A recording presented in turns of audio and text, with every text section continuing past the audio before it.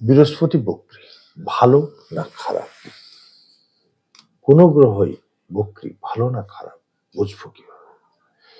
কিছু মানুষ আছে যারা জন্মান্তরবাদে বিশ্বাসী, যেমন আমাদের মতো মানুষ, কর্মফলে বিশ্বাসী।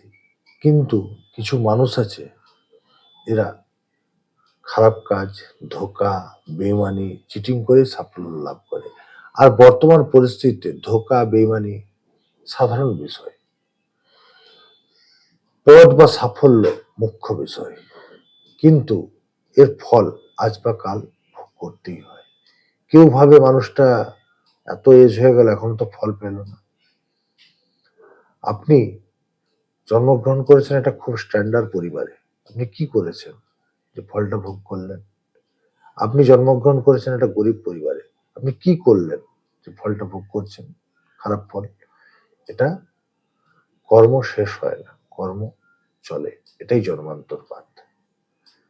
আজ যা করছেন আজ নয় কাল, এ জন্মে না পরজন্মে ভোগ আপনাকে করতেই হবে। এটাই জন্মান্তরবাদ। কখন কিভাবে করবেন সেটা আলাদা বিষয়,